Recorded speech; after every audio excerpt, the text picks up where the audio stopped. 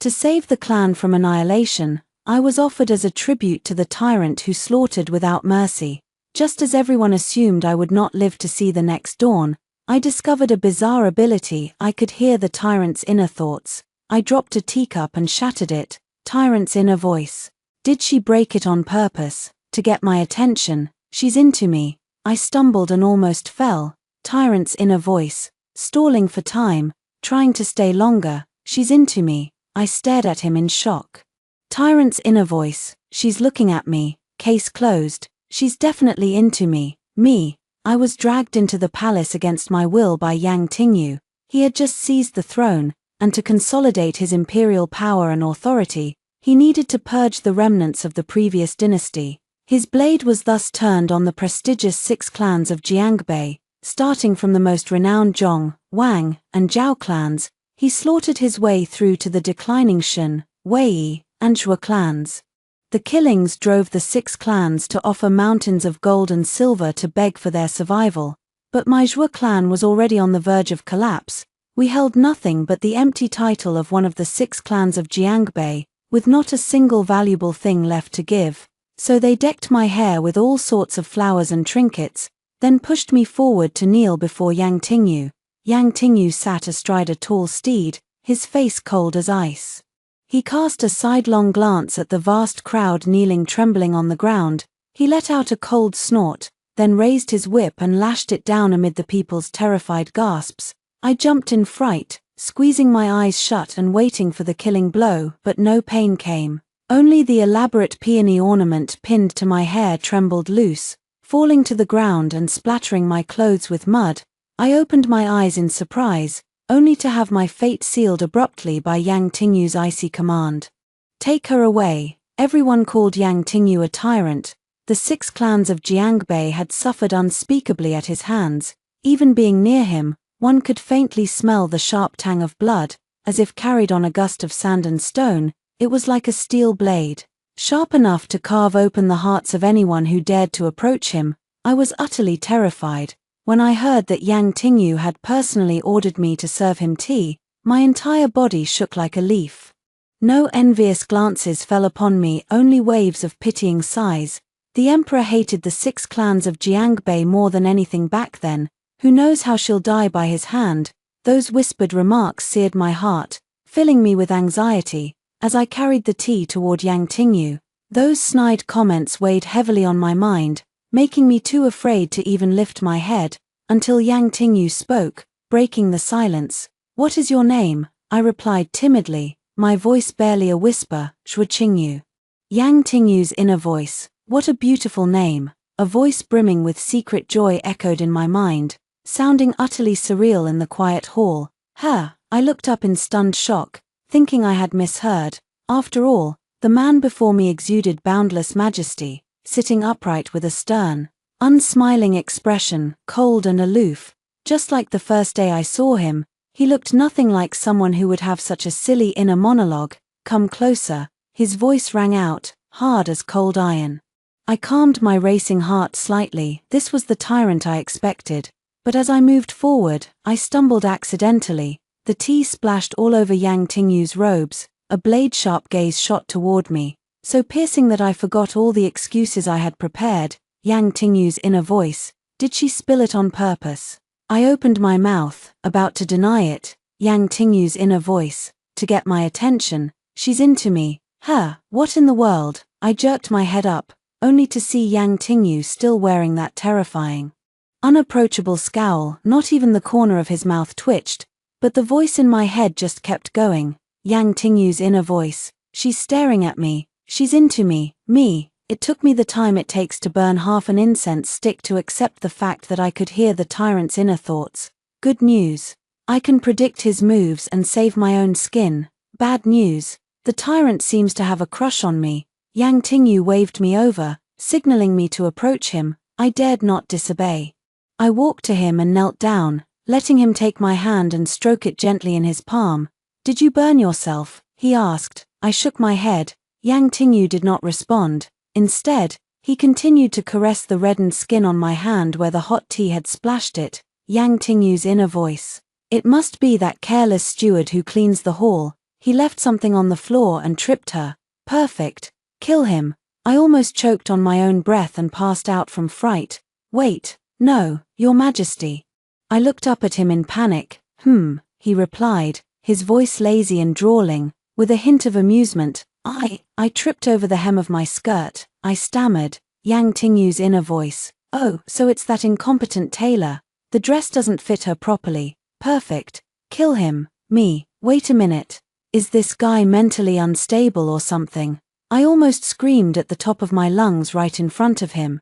But reason eventually prevailed over panic. I was so overwhelmed by Your Majesty's imposing aura that I lost my composure and stumbled. I explained quickly. Yang Tingyu paused his gentle stroking and lifted his eyes to look at me, his gaze calm and unreadable. Silence. It hung heavy in the deep palace night. Tension. It crackled in the air like a sharp gust of wind, threatening to explode. Yang Tingyu's inner voice. She looked at me carefully. She's into me.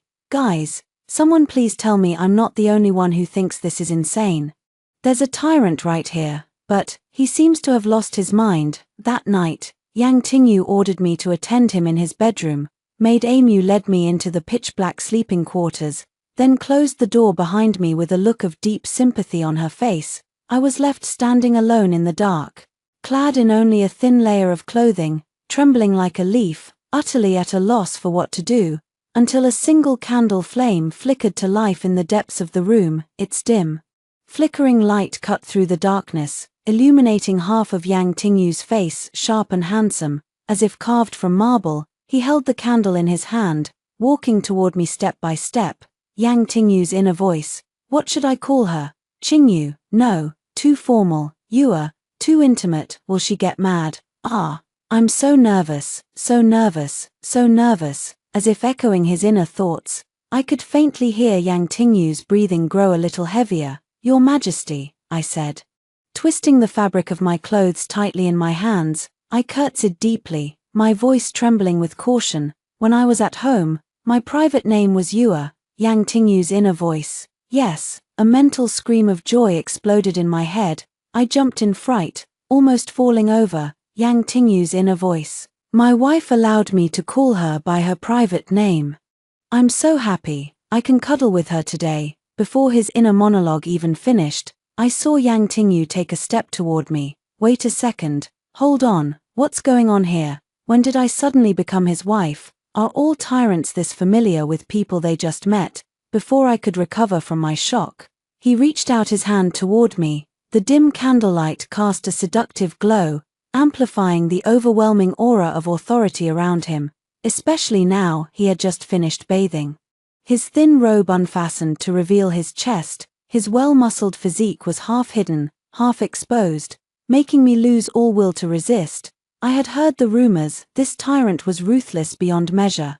Anyone who dared to defy him would end up dead by the next day. I shuddered involuntarily. Yang Tingyu's inner voice. Is she cold? No, Your Majesty. I'm not cold, I replied automatically, taking a step back to apologize, but he caught me by the arm.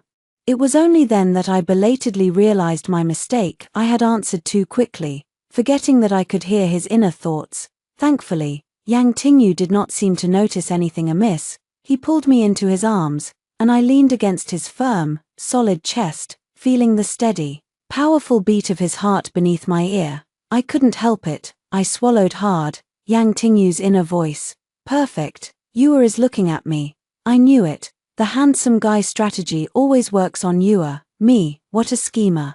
As we lay down together on the bed, I ran through every possible scenario in my mind. Yang Tingyu had fought countless battles across the land. He was strong and robust, with incredible stamina. I didn't even dare to imagine how my delicate little body would fare against him. But I waited for a while. And nothing happened. I waited a little longer, and still nothing. Curiosity finally got the better of me. I pried one eye open carefully. Yang Tingyu was propped up on one elbow, looking down at me with a half smile on his lips. Yang Tingyu's inner voice. Yua is so cute. I didn't know if it was because of his ambiguous posture or his silly inner thought, but my ears suddenly felt burning hot. My face, it must be bright red by now. Why were Your Majesty?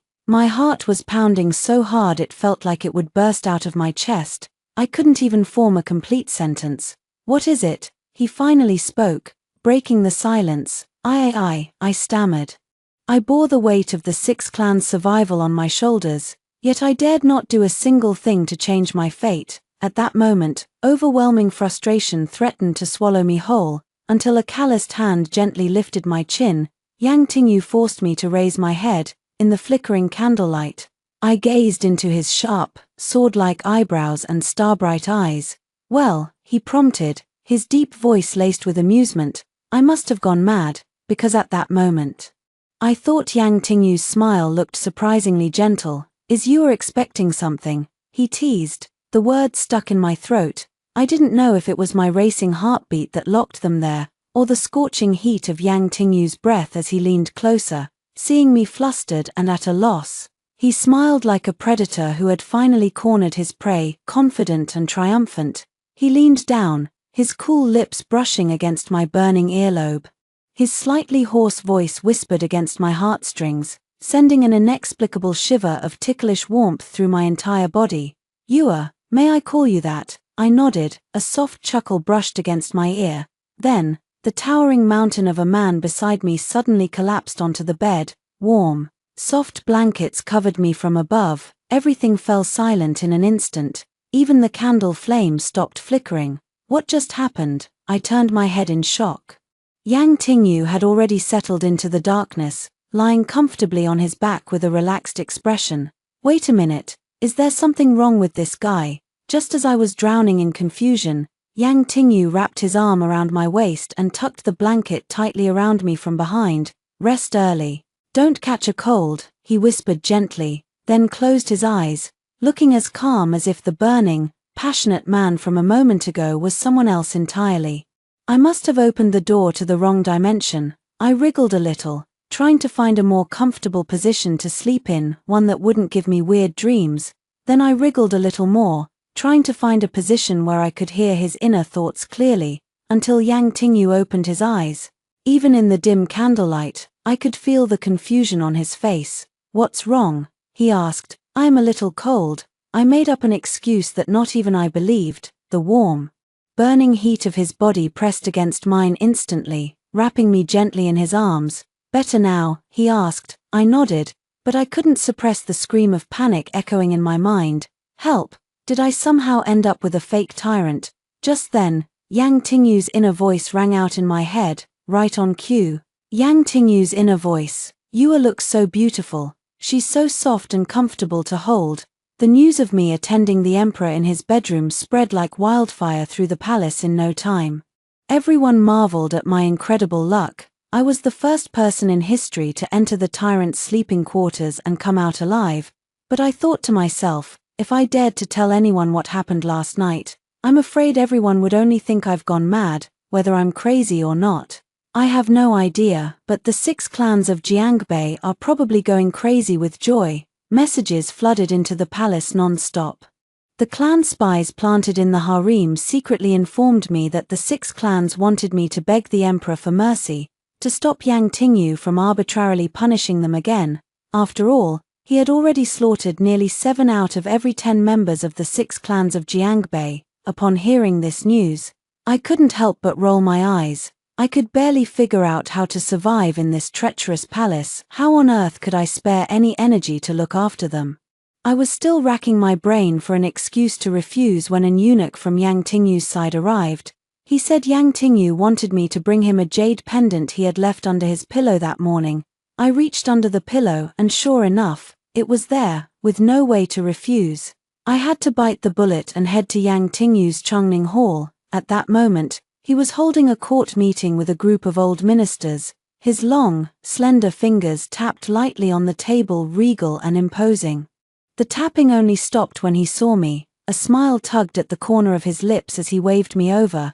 Yang Tingyu's inner voice. "Yua is finally here. Ah, I want to cuddle her." That cheerful, excited voice was nothing like his aloof, distant demeanor. As I handed him the jade pendant, the sound of the minister's discussions died down completely. Yang Tingyu raised an eyebrow. "Continue talking. Why have you all fallen silent?" Indignation simmered among the crowd. An elderly minister stepped forward. His voice brimming with disapproval. For a woman to meddle in state affairs is like a hen crowing at dawn. It is an ill omen.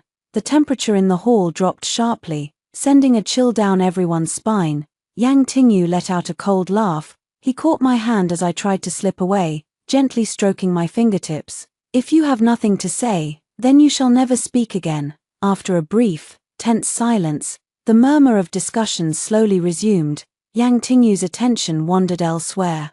Yang Tingyu's inner voice. Yua keeps her head down or glances at those old men. Am I not good looking enough? They've been droning on about the same thing all morning. Isn't it annoying? Thank goodness Yua is here. I still don't know what she likes to eat. Me. I tried to pull my hand away, but Yang Tingyu's grip tightened. A hint of mischief flickered in his eyes for a split second, only to be interrupted. One of the ministers below was asking about the disposition of the 6 clans. All the officials shot me meaningful glances. Yang Tingyu ignored them, turning to me instead. What do you think, Yua? How should this matter be handled? The words palace women should not meddle in state affairs were already on the tip of my tongue, but they died away instantly when I heard Yang Tingyu's inner voice. Yang Tingyu's inner voice. Yua, if you wish it, I will do anything you ask. His tone was soft and lingering, like honey melted into warm milk. It was so sweet and sticky that my heart skipped a beat. The voice in his head sounded as if it knew my deepest, most secret desires. I had no idea how he could possibly know. In the end, I just lowered my head and said quietly, I do not know, Your Majesty. Yang Tingyu chuckled softly. He turned back to the court officials. What a coincidence. I do not know either. His words left all the ministers staring at each other in stunned silence. In the end, the matter of the 6 clans' disposition was dropped without any resolution. Naturally, the clan elders refused to accept this. They sent people to pester me constantly, putting immense pressure on me. Their harassment left me so stressed that I lost my appetite and could not sleep at night. Seeing me like this, Yang Tingyu grew worried. He stayed in my quarters every night, every day. He muttered in my ear. Yang Tingyu's inner voice. Yua is unhappy. Could it be that someone in the palace has upset her? Should I just kill them all? Me. Yang Tingyu's inner voice. Those old men are completely useless. They can't even teach me how to cheer Yua up. So annoying. Me. Yang Tingyu's inner voice. Maybe I should give Yua a surprise. I was still trying to figure out how to pretend to be surprised when Yang Tingyu had already prepared the surprise. He led me to a vast, mist-shrouded lake, then summoned an exquisite small boat, a warm smile on his lips. Do you like it, Yua? I tried to answer him, but my voice was stuck in my throat. I had never told anyone that before I was sent to Yang Tingyu as a gift by the 6 clans of Jiangbei, I used to drift along the rivers and lakes in a small boat just like this. How did he know? Yang Tingyu did not answer. Not even a single thought echoed in my head. He just stepped onto the boat casually, sat down, and leaned lazily against the side, holding out his hand to me. Has Yua forgotten me? On the surface, he was handsome and confident, but inside his head, a certain someone was panicking. Yang Tingyu's inner voice. Yua has forgotten me. She doesn't care about me anymore. I want to cry. No, I have to hold it in. I would never dare forget Your Majesty. I replied quickly. No, Yang Tingyu said, shaking his head. Not Your Majesty. He reached out and picked up a mask he had hidden in the side of the boat earlier, placing it half over his face, concealing part of his features. I am the refugee who called for a boat in the rain 3 years ago. 3 years ago, I was still the most neglected daughter of the Zhou family in Jiangbei. My father had passed away early, my mother was ill, and our family property had been seized by greedy relatives after my father's death. After being exiled to a fishing village by the river, I became a fisherwoman, earning a living by ferrying people across the river in my spare time. At that time, chaos had erupted in the capital. Spreading to Jiangbei, a large group of soldiers searched the riverbank for days and nights on end. They refused to give up even when a heavy rainstorm struck, until late one night, a young man wearing a mask stumbled to the riverbank, soaked to the bone by the pouring rain. He was covered in blood, his eyes confused and disoriented as he looked around. I pulled my hidden small boat out to him, calling him to board. then sailed straight into the center of the river, braving the wind and waves.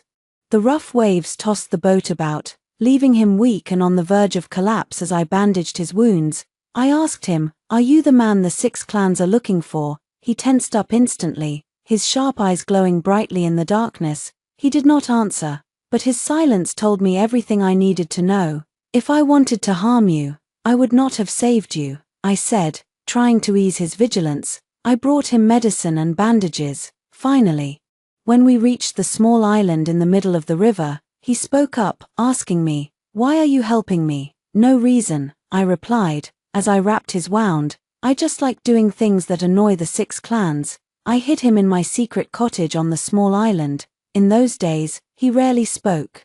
And he never took off his mask. "If anyone ever sees my face," he told me once, his voice laced with a hint of amusement, "they will not live to tell the tale, even if he did not kill me."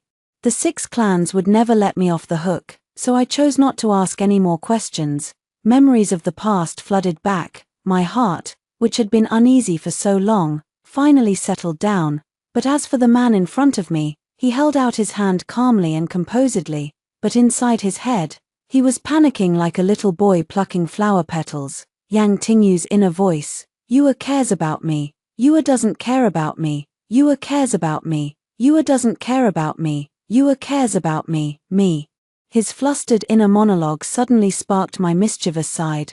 I had been cooped up for far too long, forced to act like a demure, proper palace lady. So I reached out and took his hand, teasing him with a smile. "Now that I have seen your Majesty's face, I wonder if I will still be allowed to live." He burst out laughing, pulling me into his arms in one swift motion. "If letting Yua see my face means I have to marry her, then so be it." To my surprise, he still remembered the joke we had shared on that small island all those years ago. My face burned bright red in an instant. Yang Tingyu held me tightly in his arms, his joy evident. Even his inner voice exploded with excitement. Yang Tingyu's inner voice, "Yua remembers me, she really cares about me." Yang Tingyu gave me the entire lake as a gift. Ever since I was taken back by the 6 clans and sent to Yang Tingyu as a gift, I had been bound by countless rules and regulations, unable to enjoy a moment of freedom. Now, drifting on the lake, I felt as if I had returned to the old days, splashing in the river water, carefree and happy. I came to the lake often in the days that followed, lying lazily on the water, drunk on the beauty of the mountains and rivers. My long black hair fell loose, my temples damp with mist. I was so lost in the moment that I did not even notice when Yang Tingyu arrived. In my panic, I accidentally splashed water all over him. He did not mind at all. He wrapped his long arms around me, laughing loudly. "This is the Yua I know," he said, his eyes warm with affection, free-spirited, growing wild and unbridled under the sky and earth. His bright, smiling eyes dazzled me, leaving me momentarily breathless. He looked back at me, his Adam's apple bobbing slightly, as if he had something to say but hesitated. Yang Tingyu's inner voice, "Yua, Yua." I listened to his inner voice, growing hoarse as he called my name over and over again. His scorching breath lingered on my skin, soft and intimate. For a moment, I could not tell if it was the boat that was rocking or my heart. If a servant had not suddenly arrived to report that the ministers were requesting an audience with the emperor on urgent state affairs, our tender moment might not have been interrupted so abruptly. Yang Tingyu's expression darkened instantly. He grumbled silently in his head about the minister's terrible timing, but his hand never let go of mine. He bent down, brushing a strand of damp hair behind my ear. "Yua is most beautiful when she is just being herself," he whispered. "All those fancy flowers and jewels, they are fit only for those old fogies in your clan." I giggled, catching his hand and rubbing my cheek against his palm affectionately. "When is your Majesty most beautiful?" I asked. Yang Tingyu chuckled softly. "When Yua's heart belongs to me, that is when I am most beautiful." His answer was so sincere and earnest that it left my heart fluttering. To hide my flustered state, I quickly changed the subject. "Yang Tingyu, why did you raise your sword against the 6 clans?" But before he could answer, his inner voice exploded with overwhelming joy. Yang Tingyu's inner voice, "Yua called me by my name. She really does care about me." Yang Tingyu postponed his meeting with the ministers, choosing to stay with me. Drifting on the clear lake, he told me about the years gone by, how the 6 clans had held the former dynasty in their grip, appointing only their own relatives and cronies to positions of power, excluding anyone who dared to oppose them. Back then, he had just entered the imperial court, full of ambition and eager to serve his country. But because he was not related to any of the 6 clans, he was constantly marginalized and left frustrated and unfulfilled. He was not alone. Countless other officials shared his fate. Finally, 3 years ago, their pent-up resentment erupted, led by Yang Tingyu. Countless courtiers signed a joint memorial to the throne, denouncing the 6 clans for their corruption and tyranny. But the 6 clans were too powerful. They held the former emperor hostage. Using his name to issue decrees ordering the execution of all scholars and officials who dared to oppose them or refused to pledge their allegiance, Yang Tingyu was their top target for assassination. With no other choice, he was forced to flee to the borderlands. It was on his journey that he met me. Yang Tingyu drew me close, his breath warm against my ear, his voice soft and low. "Yua, could you ever hate me?" I looked at him in surprise, confused by his question. Yang Tingyu lowered his eyes, not answering, but his inner voice was filled with sorrow and regret. Yang Tingyu's inner voice: "I slaughtered the 6 clans, all for you. Why would I ever hate you?" I asked, truly bewildered. His inner voice continued, unspoken: "I later marched from the borderlands to the capital, overthrowing the former dynasty and ascending the throne. When I returned to the riverbank to find you, the villagers who knew you told me that the daughter of the Zhou family had long been driven out by her clan. Her whereabouts unknown. In such troubled times, they feared she must have died. Hatred had consumed him then, fueling his brutal campaign to wipe out the 6 clans. But he never knew that by then, I had already been secretly taken back by the 6 clans, trained and disciplined to be presented to him as a gift. But he refused to tell me any of this. He just buried his face in the crook of my neck, his voice muffled. "It is nothing." Yang Tingyu treated me with boundless tenderness. I became the sole favorite consort of the harem, the envy of all. Everyone said it was because of me that Yang Tingyu halted the slaughter of the 6 clans. The young man who once vowed to avenge the wronged scholars had now forgotten his oath to rise up, lost in the bliss of his beloved's company. But the Zhou clan was overjoyed. They hailed me as the savior of the 6 clans and the trump card to restore the Zhou family's former glory. Yang Tingyu told me not to pay them any mind. The tyrant had now turned into a dissolute ruler, spending his days frolicking with me by the clear lake. I poled the boat, he picked lotus seeds, I sang songs, he tapped bowls in time, I swam in the water, he fished by the shore. Ridiculous, utterly ridiculous. The clear blue water echoed with our laughter. Yang Tingyu said, "Was it not better back then, on that small island in the middle of the river? You were the feisty Zhou girl who refused to give her name. And I was the masked stranger with no identity, free and unburdened. Why do you say that?" I asked. Yang Tingyu smiled. "Back then, you were bold and unrestrained. Now you're all prim and proper, dull. So dull." Annoyed yet amused, I ignored his inner thought. "Cuddle Yua," scooped up a handful of water, and splashed it at him. "Then go find that feisty girl. Why bother playing with me, the dull one?" He caught my hand in his, a smile playing on his lips. "The feisty girl has come to me, she's doused me with spring water. Is this not my reward?" I feigned anger, retorting. "And the nameless boy has come to me too, calling me dull and breaking my heart. Does he not owe me a reward as well?" "A reward you shall have," he said, his Adam's apple bobbing, his voice low and hoarse. "I shall accept it gladly," I whispered, my heart fluttering. The spring lake was still slightly cool, its surface calm and ripple-free, but beneath the tranquility, it felt as if our boat was ablaze, the waves surging and crashing around us. "If I am to claim my reward, who shall dare to stop me?" he asked. "The lake is vast and wide, no one can stop us," I replied. "If I am to repay my debt, who shall dare to stand in our way?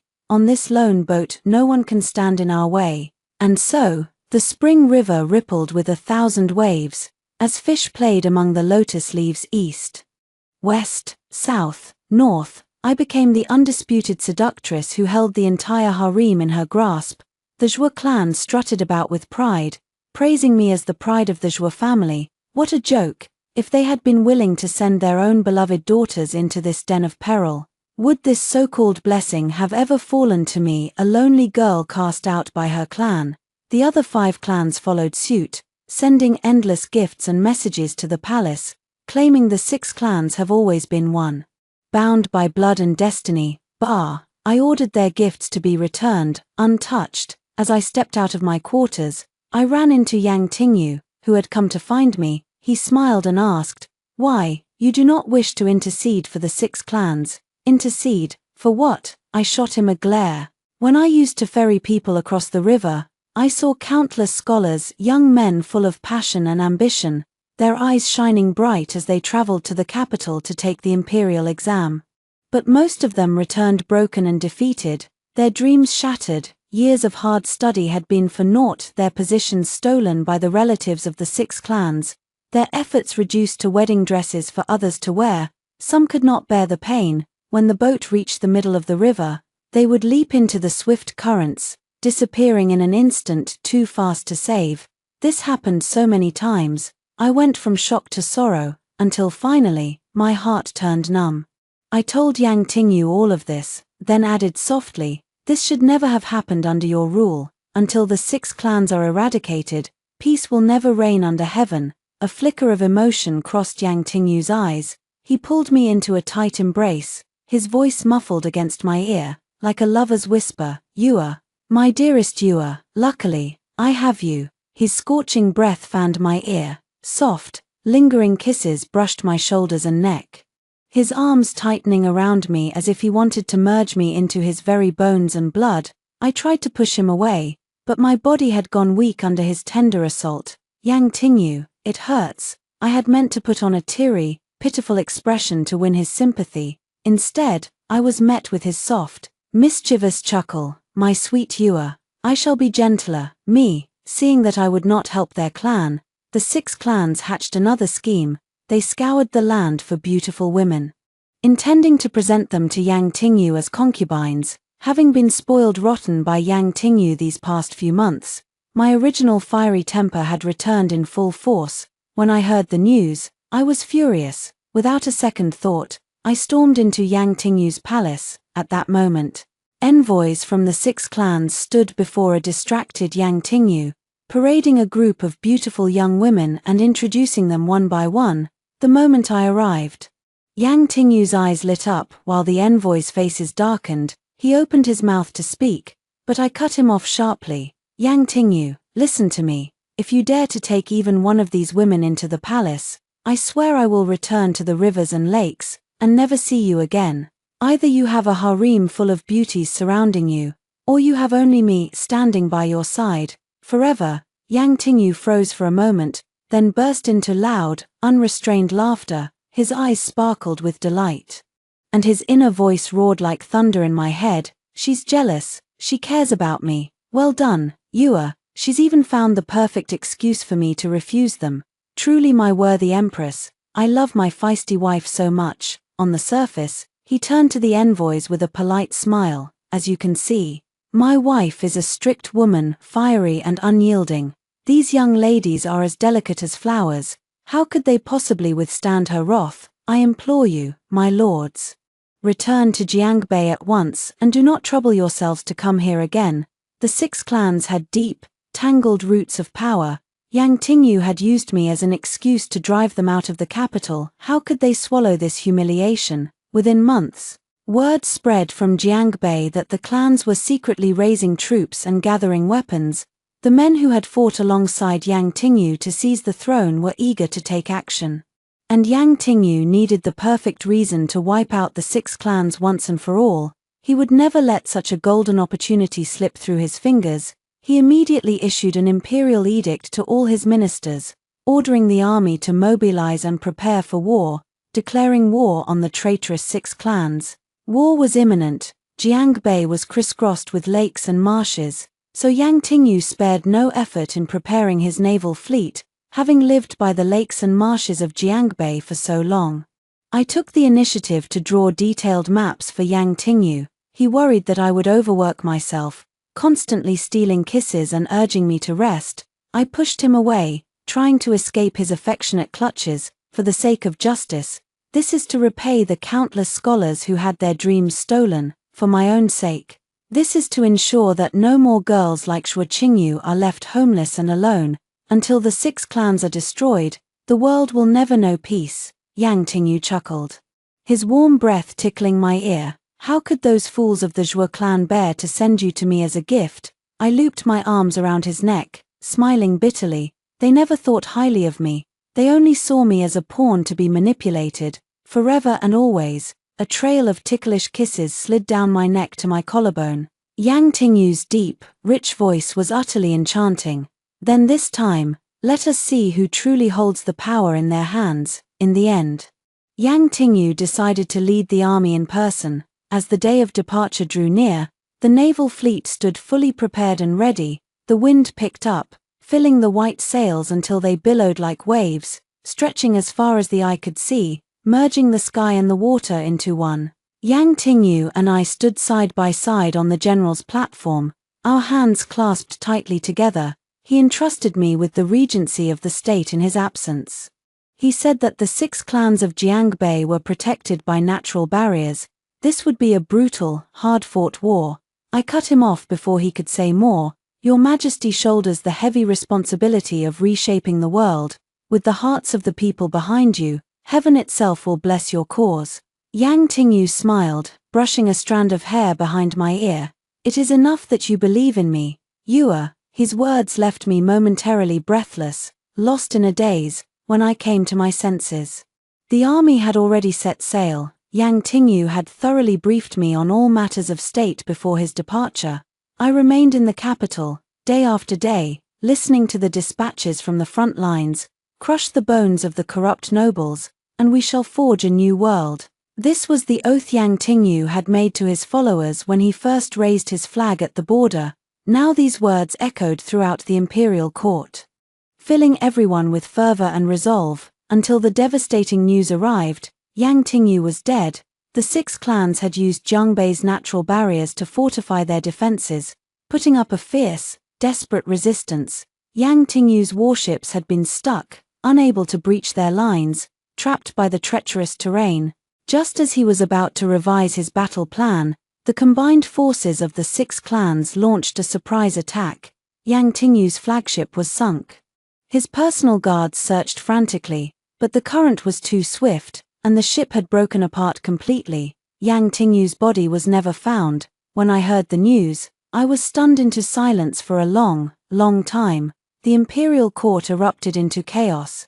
The ministers who had only tolerated me out of fear of Yang Tingyu dropped all pretense, denouncing me as a seductress who had brought ruin to the nation, crying out that I deserved death for my crimes. A bunch of cowards. They always had to blame women for their own incompetence, using us as scapegoats to cover their own failures.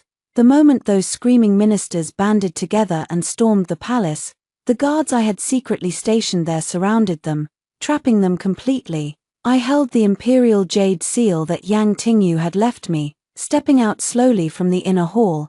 To see the imperial seal is to see the emperor himself, I declared, my voice cold and clear. You dare to trespass into the palace, plotting treason. How bold of you. Panic swept through the crowd. They fell to their knees, trembling, their voices silenced. I ordered the ringleaders to be dragged away and thrown into prison. After that, no one in the vast imperial court dared to act out of line again. Swallowing my grief, I reorganized the court, deployed new strategies. I continued to send reinforcements and supplies to the front lines. Suppressing all talk of retreat or peace negotiations in the court, everyone praised me for my wisdom and resolve, for my ability to shoulder the weight of the nation. But no one knew the truth. I was gambling. I was gambling that Yang Tingyu was not dead, because before he left, as he brushed that strand of hair behind my ear, I had heard his inner voice. He had thought, if I weave an elaborate scheme, Yua, will you believe in me? I believed. I believed that all of this was an audacious ruse he had planned, one that would deceive the entire world. Only if my grief, and the court's grief, were genuine could Yang Tingyu remain hidden in the shadows. biding his time to deliver a fatal blow to the six clans. But the dispatches from the front lines told a grim tale, defeat after defeat, retreat after retreat.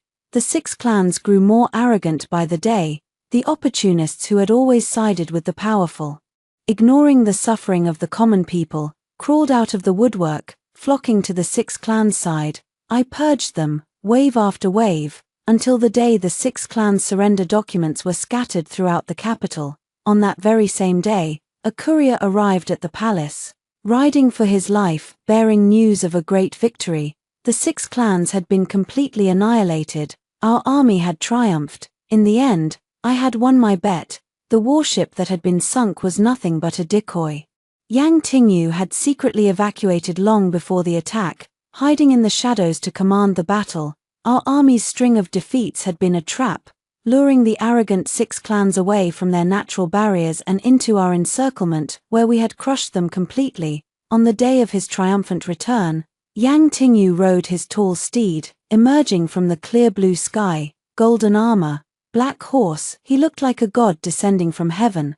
I heard his inner voice, calling my name over and over again, growing closer and closer, until he finally reached me, sweeping me into his arms, holding me tight. He looked at me earnestly, his eyes filled with deep affection. You truly believed in me. But his inner voice was doing cartwheels. I knew she'd believe me. I knew she cares about me. I laughed through my tears, answering his unspoken thought instead of his words. You fool, I do care about you. After eradicating the six clans, Yang Tingyu set about restructuring the imperial court. He reopened the imperial examinations, selecting officials based on their virtue and talent alone. Civil and military officials were appointed without regard to family background, only merit and ability mattered. In an instant, talented scholars from all corners of the land emerged like bamboo shoots after a spring rain. Brilliant minds, from all walks of life, gathered in the capital, serving the nation. Everyone praised the new era. A golden age of peace and prosperity had finally arrived. The false label of tyrant, once pinned on Yang Tingyu by the malicious rumors of the six clans, gradually faded away. In its place, he earned the title of enlightened ruler. Thanks to his ruthless purge of the clan's remnants and his tireless efforts to govern the country well, Yang Tingyu was overjoyed. In our leisure time, he would occasionally reminisce with me about the old days on that small island in the middle of the river. On the surface, he was the epitome of solemnity. If you had not saved my life that day, none of this prosperity would exist today. But his inner voice was anything but dignified.